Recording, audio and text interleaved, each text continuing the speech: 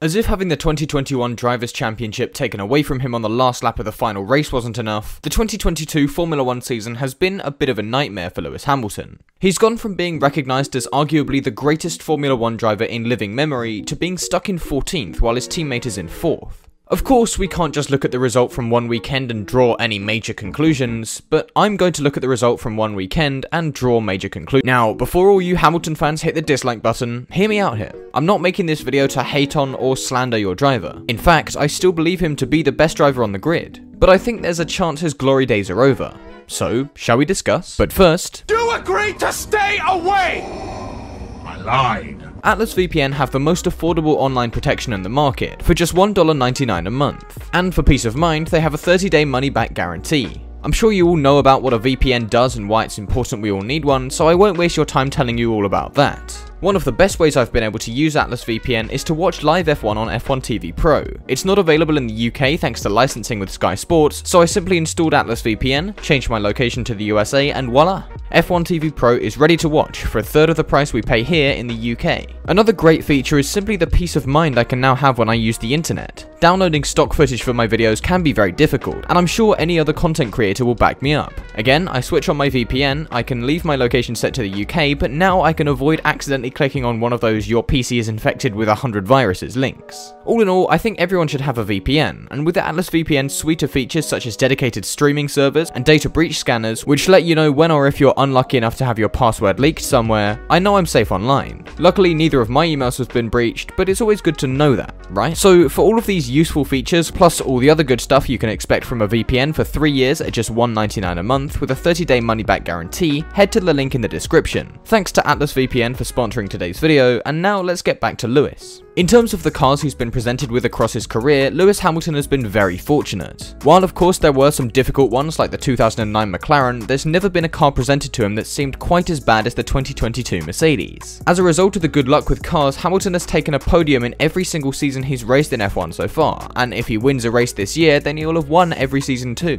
The podiums record is one only matched by one driver on the current grid in Sebastian Vettel, and if we're being real here, I don't think we'll see Vettel continue that streak with the AMR22, will we? The reason I'm thinking Lewis Hamilton's glory days could be over though is because without a good car beneath you, you're hardly going to shower yourself in glory. Sure, Pierre Gasly had what we can consider a glory day in Monza in 2020, but apart from that you very rarely see drivers outside of the top teams being considered greats of the sport. I mean, even if you lap your teammate every race, coming home P14 is not going to be considered a glory day. And if Mercedes are unable to turn their car around and make good of it, then this could be the end for Hamilton's run of wins in every season, and as a result, this could be the end of his glory days. So, are Mercedes going to be able to turn things around? Well, in terms of winning the championship this year, I think it would take a miracle for anything of the sort to happen. While George was running second going into Imola, it was hardly a second on pure pace, as there was only one of the other top drivers who'd finished every race. But in the same vein, you don't have to be the fastest to win. As I mentioned just a second ago, Gasly's car was hardly a winning one, but by being in the right place at the right time, he took a win.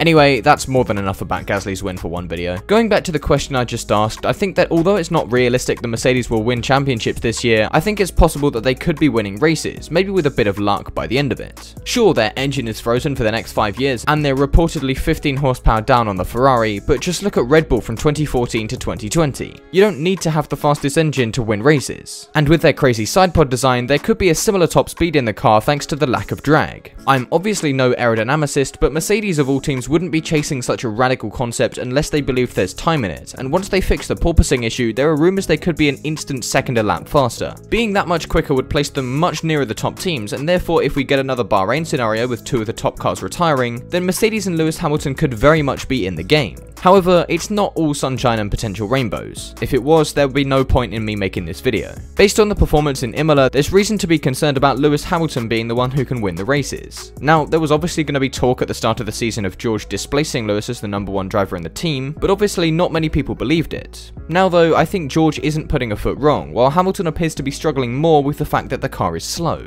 And I have a good explanation for this. George has just come from 3 seasons of qualifying and finishing in or around P15 to 19. He started races with cars ahead of him every single Grand Prix he started, while Lewis has taken 103 pole positions, 72 of which have come in the turbo hybrid era. Of course, this is entirely thanks to the skill of both he and the Mercedes team, but at the same time that's meant he's missed out on a lot of wheel-to-wheel racing in the last 7 years. This could maybe serve as the explanation as to why he struggled to get past Gasly in Imola for so long. Now, Imola is not well known for being easy to overtake at, so blaming this whole ordeal on Hamilton would be stupid. But at the same time, the driver on the other side of the garage made some amazing moves, in the wet, against much faster drivers than Gasly. If he was in a standard race lap, then Hamilton would probably have had a second on Gasly, so the fact he couldn't get past really hampered his race. I'm sure a driver as good as Hamilton will be able to turn things around with the overtaking issue, and especially now he's having to do so much of it. But right now, it seems like, thanks to his experience at the back of the grid, George Russell has got the edge in the races.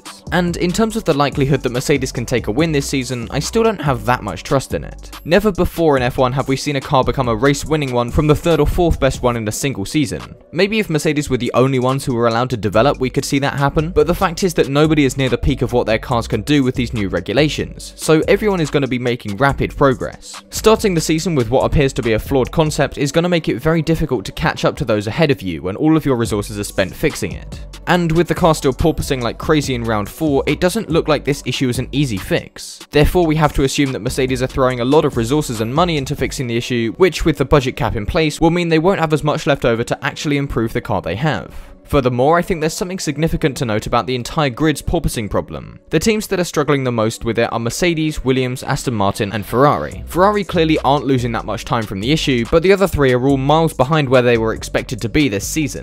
And these three cars are the only three which use the Mercedes engine and gearbox. Now, McLaren use the Mercedes engine as well, but they make their own gearbox. Of course, correlation doesn't necessarily mean causation, but in an article I read recently, a possible explanation is that the Mercedes gearbox layout means that there needs to be a wider section of bodywork at the back of the car, and this could be hindering the performance of the diffuser at certain speeds, which could lead to an aerodynamic stall and therefore inducing porpoising. Another of the given explanations is that because there is more going on at the back of the car, the centre of gravity will be slightly rearwards. Where this centre of gravity is relative to the stalling point of the floor could mean there's a lever effect in play, which will exacerbate the porpoising. Now, for those of you who have no idea what I just said, don't worry, I don't either. The simple explanation to all of that is that the Mercedes gearbox layout could mean the cars that use it are more prone to porpoising. As far as I'm aware, the only limitation on changing your gearbox is that you're allowed to do 4 in a season without a penalty, and therefore we can assume that it's legal for Mercedes to change up their gearbox to try and fix the problem. But the question is it feasible? I mean, the other teams that Mercedes supply are hardly likely to be prepared to sacrifice this year's car just to try out a new gearbox. So in reality, we'll probably have to wait until the next year, if this is indeed the solution Mercedes need.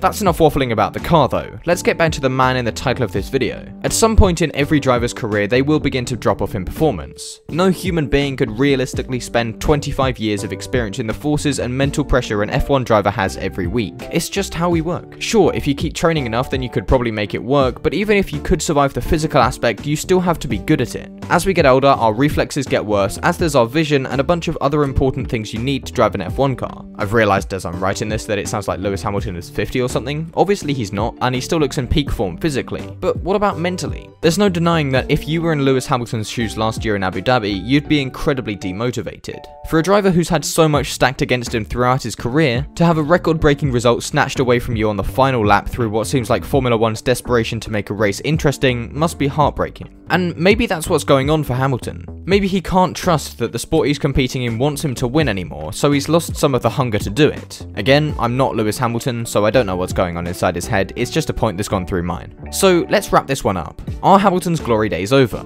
Well, based on this season so far, it certainly seems like it. But if there's anyone who can take that dog of a car to a race win this season, it's Sir Lewis Hamilton.